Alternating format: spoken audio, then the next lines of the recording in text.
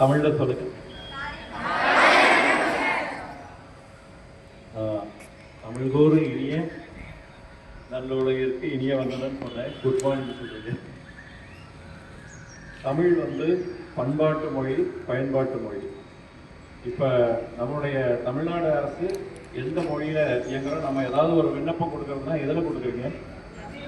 தமிழ். அதுவும் இங்க தமிழ் வழி கல்வி தானே. அப்ப நம்ம தமிழ்ல தானே பேசணும். நேற்று நாமக்கல் மாவட்டம் குமாரபாளையம் SSM லட்சுமி அம்மா பகிர்ம பள்ளிக்கு சென்றிருந்தோம். இதே போல தமிழ்ச்சுடர் விருது வழங்கும் விழாவில் அங்கே பள்ளி வளாகத்தில் ஆங்கிலம் மட்டுமே பேச வேண்டும் என்ற நியதி உண்டு. இருப்பினும் எங்களுடைய தொடர் முயற்சி மற்றும் அணுகுமுறை காரணமாக அந்த பள்ளியின் முதல்வர் திரு தணிகாச்சலம் ஐயா அவர்கள் இனி தமிழ் ஆசிரியர்கள் தமிழ் வகுப்பு எடுக்கும் போதும் பள்ளி வளாகத்திலும் மாணவர்களிடம் தமிழில் மட்டுமே பேச வேண்டும், உரையாட வேண்டும். எந்த ஒரு செயலை பற்றி கூறுவதாக இருந்தாலும், பாடத்தை பற்றி கூறுவதாக இருந்தாலும் இனி தமிழில் மட்டுமே பேச வேண்டும் என்று கூறியது எங்களுடைய கோரிக்கைக்கு செவிமடுத்தது. தமிழுக்கு கிடைத்த வெற்றியாகவே நாங்கள் கருதுகின்றோம். அதே போல இது தமிழ் வழி கல்வி கூடம். நீங்கள் தமிழில் பேச வேண்டும். நான் நிறைய மாணவ செல்வங்களை கவனிப்பதுண்டு. மே ஐ கமிங் சார் அப்படிங்கிறாங்க. நீங்க ஆங்கிலோ இந்தியனா இல்ல பிரிட்டிஷ்காரங்களா? உள்ள வரலாங்களா அப்படின்னு கேளுங்க. மரியாதை வார்த்தையை சேர்த்து அவர்கள் இவர்கள் வாங்க போங்கிற வார்த்தையை சேர்த்து உள்ள வரலாங்களா அப்படின்னு கேட்டு வரலாம். நாங்க அப்படிதான் படித்தோம். அதுக்குன்னு தமிழ் மட்டும் படிங்க அப்படின்னு நான் சொல்லல. எனக்கு தமிழ் தெரியும், மலையாளம் தெரியும், கன்னடம் தெரியும். சரளமா எழுத படிக்க பேச தெரியும். வெளிநாட்டில இருந்து யாராவது ஜவுளி தொழில்நுட்ப ரீதியா வந்தாங்கன்னா நான் தான் அவங்களோட ஆங்கிலத்துல மணிக்கணக்கில் உரையாடி நிறைய விஷயங்களை பகிர்ந்துக்கிறது உண்டு. அது தொழில் ரீதியா, வணிக ரீதியா தேவைப்படும் போது நான் ஆங்கிலத்தை பயன்படுத்தி கொண்டிருக்கின்றேன். ஆனால் நமது வீட்டிலும், நமது சுற்றத்திலும், நமது சமுதாயத்திலும் நாம் தமிழை மட்டுமே பேச வேண்டும். அதுவும் எளிய தமிழாக பேச வேண்டும். சரி, இசை அப்படின்னு அந்த வார்த்தையை கேள்விப்பட்டிருக்கீங்களா? மூணாவதா இருக்கீங்கல்ல நீங்க தான். அந்த பக்கம் திரும்பாதீங்க, உங்களதான். நீங்களே தான். இசைக்கல்ல என்ன? இசை இப்பதான் நீங்க சொல்லுங்க. இசைனா என்ன? தெரிஞ்சவன் சொல்றப்பா. சரி, இசைனா அந்த வார்த்தையை பத்தி எனக்கு தெரியும், பொருள் தெரியும் அப்படின்னு முதல்ல மூத்த மாணவர்கள் சொல்லலாம். யாராவது ஒருத்தவங்க கை தொட்டுங்க. சரி, அவருக்கு ஒரு கரவலை கொடுங்க முதல்ல. சரியா சொன்னாரு. இன்னும் 2 பொருள் உண்டு இசை அப்படிங்கிறதுக்கு. இசை அப்படின்னா வசப்படுத்துதல், கவர்ந்து இழுத்தல் அப்படின்னு ஒரு பொருள் உண்டு.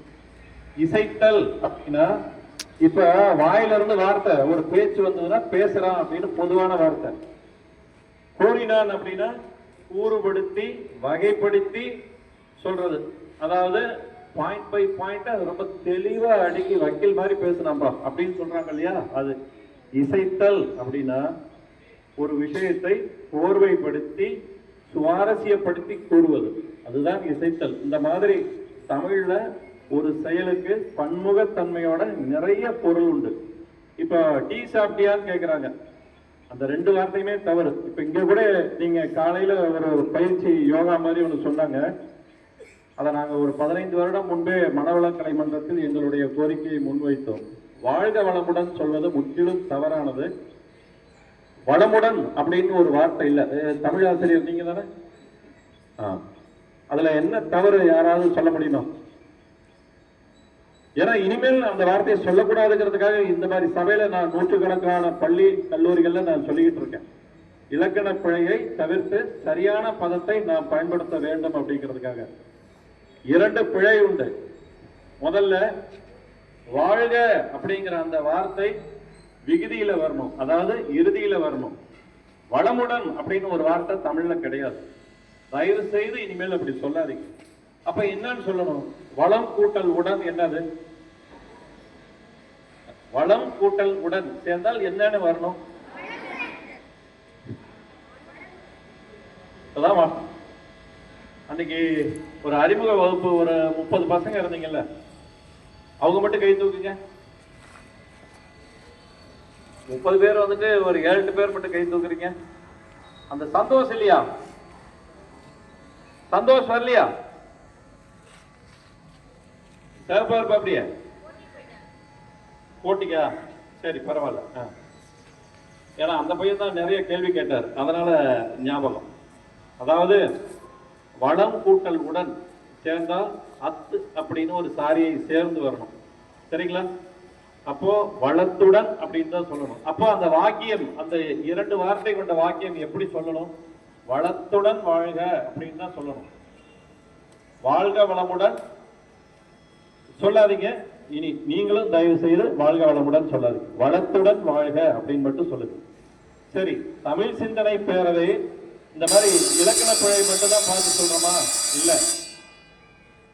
தமிழ்நாடு அரசு பொது தேர்வில் 10ஆம் வகுப்பு மற்றும் 12ஆம் வகுப்பில் தமிழில் முதல் மதிப்பெண் பெறக்கூடிய மாணவ செல்வங்களுக்கு தமிழ் சிந்தனை பேரவை தமிழ் சுடர் என்ற விருதும் கேடயமும் பதக்கமும் சான்றிதழும் சங்க இலக்கிய நூல் பரிசாக வழங்கி வருகின்றோம்.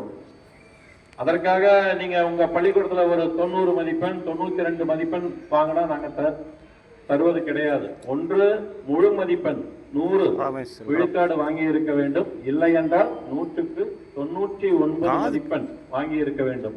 அந்த வகையிலே நாமக்கல் மாவட்டம் பள்ளிபாளையம் அரசு ஆடவர் மேல்நிலைப் பள்ளியில் அருள் அரவிந்தன் என்ற மாணவ செல்வன் கடந்த 2025ஆம் ஆண்டு அரசு பொதுத் தேர்வில் 100க்கு 99 மதிப்பெண் பெற்று சாதித்திருக்கின்றார். அவருக்கு நீங்கள் சரவொலி எழுப்பி அவரை பெருமைப்படுத்திட வேண்டுகிறேன். அந்த மாணவன் தற்போது கல்லூரியில், குறிப்பாக கோவையில் படித்துக் கொண்டு இருப்பதால் வர இயலவில்லை. இருப்பினும் அவர் சார்பாக அவருடைய பெற்றோர்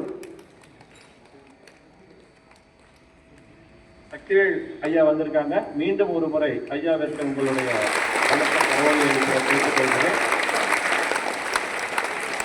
அதாவது